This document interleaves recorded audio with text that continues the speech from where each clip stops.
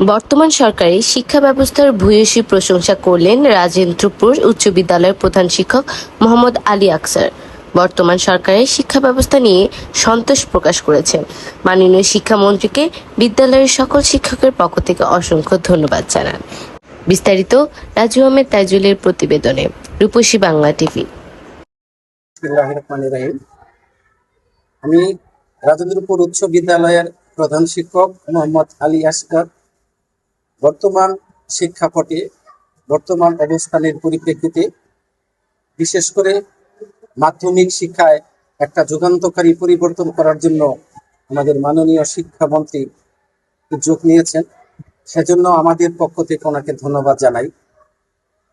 ছাত্রছাত্রীরা পড়ার টেবিলে ফিরে আসবেন, ছাত্রছাত্রীরা নিয়মিত স্কুলে আসবে, ছাত্রছাত্রীরা প্রত্যেকটা পরীক্ষায় অংশগ্রহণ করবে এবং তাদের মেধা এবং পরিশ্রমের প্রতিফলন হবে প্রত্যেকটা পরীক্ষার পরে।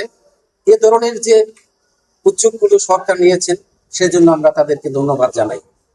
বিভিন্ন সময়ে দেখা গেছে যে শিক্ষার্থীরা আনন্দের সাথে স্কুলে এসে লেখাপড়া করার জন্য যে উৎসাহ, সেই উৎসাহটা হারিয়ে ফেলেছে।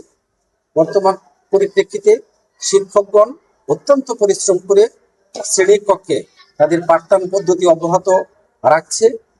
ছাত্রছাত্রীদের উপস্থিতির সংখ্যা আগের চেয়ে অনেকগুলি বেড়ে গেছে। বিশেষ করে আমরা লক্ষ্য করেছি গত কয়েকদিন আগে শিক্ষা মন্ত্রণালয় কর্তৃক prime minister gold cup football tournament শুরু করার যে উদ্যোগ সরকার নিয়েছে, সেজন্য ছাত্রছাত্রীদের মধ্যে অনেক বেশি যে আনন্দের একটা উদ্বেল আমরা দেখতে পাচ্ছি। খেলাধুলা, পরিষ্কার পরিচ্ছন্নতা, নিয়মিত স্কুলে আসা, এগুলো শিক্ষা ব্যবস্থারই অংশ।